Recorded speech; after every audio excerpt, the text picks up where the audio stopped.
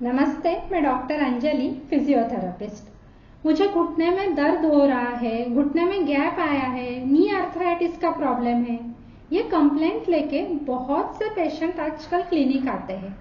पर एक पैटर्न हम लोग ने ऑब्जर्व किया है कि लोगों को नी आर्थराइटिस मतलब गैप आने का मतलब ही क्या है, मतलब ये प्रॉब्लम क्यों हो रहा है, कैसे हो रहा है, घुटने के अंदर एग्जैक्टली क्या प्रॉब्लम आ रहा है, इसके बारे में कुछ नॉलेज ही नहीं होता है। जिसके वजह से फिर पेशेंट्स भी कंफ्यूज हो जाते हैं कि एग्जैक्टली क्या ट्रीटमेंट लेना है, किसके पास जाना चाहिए, क्या करना है, क्या नहीं करना है। इसलिए इस वीडियो में मैं आपको घुटने का पेन मतलब नी पेन, नी आर्थराइटिस में एग्जैक्टली क्या प्रॉब्लम है और वो क्यों होता है, इसके बारे में इंफॉर्मेशन देने वाली हूँ। देखिए, अपना ये जो नी जॉइंट है ना, ये 3 हड्डी से बना हुआ रहता है।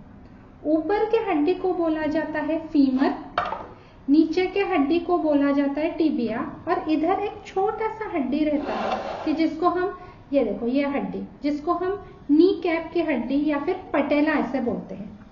अभी ये तीनों भी हड्डी एक दूसरे पे घिसनी नहीं चाहिए, एक दूसरे से थोड़ी गैप में रहने चाहिए। इसलिए इसके बीच में एक सॉफ्ट सी चीज रहती है जिसको हम कार्टिलेज बोलते हैं, और ये पूरे जॉइंट को सपोर्ट देने का, स्ट्रेंथ देने का काम करते हैं ये जॉइंट के आजू बाजू के मसल। अभी जैसे जैसे उम्र बढ़ने लगता है, बॉडी में कुछ बदलाव आते हैं।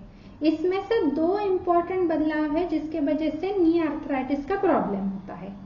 पहली चीज है कि ये जो कार्टिलेज है, 2 जॉइंट को मतलब 2 हड्डी को थोड़ा एक दूसरे से दूर रखने वाला स्ट्रक्चर है, वो कम कम होने लगता है। वो कम होने के वजह से 2 हड्डी के बीच की जो गैप है वो भी कम होती है और हड्डियां एक दूसरे पे घिसने लगती है। ये घिसने के कारण ही आपको घुटने में दर्द आता है, घुटने से आवाज आता है, घुटना मोड़ना डिफिकल्ट हो जाता है। ये हुई एक चीज। दूसरा बदलाव जो होता है वो मतलब घुटने को जो सपोर्ट देते हैं, जो मसल्स है, वो उम्र के हिसाब से धीरे धीरे वीक होने लगते हैं।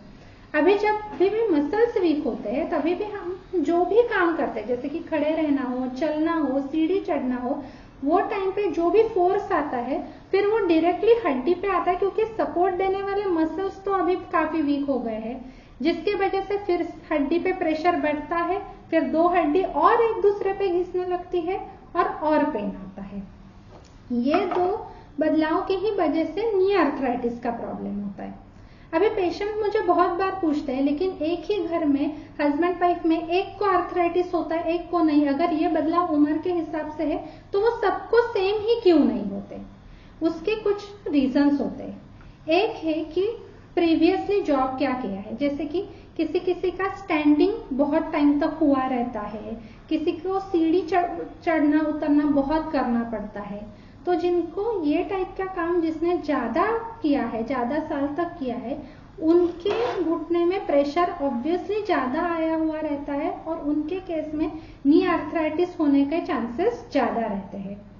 किसी किसी का बॉडी वेट बहुत ज्यादा रहता है, बॉडी वेट ज्यादा होने के कारण भी घुटने पे प्रेशर बढ़ता है, जिसके वजह से नी आर्थराइटिस जल्दी होने के चांसेस है।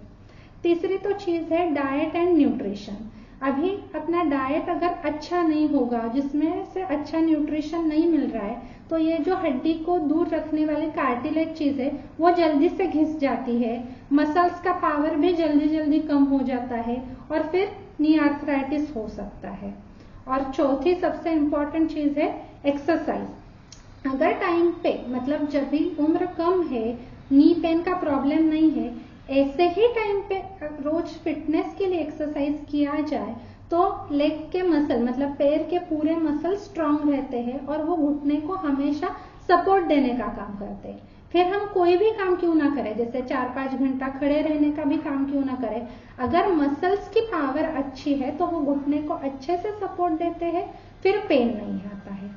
तो अगर ये अलग अलग फैक्टर्स पे पहले से ही ध्यान अच्छे से दिया जाए तो नी आर्थराइटिस होने के चांसेस है काफी हद तक कम हो सकते हैं।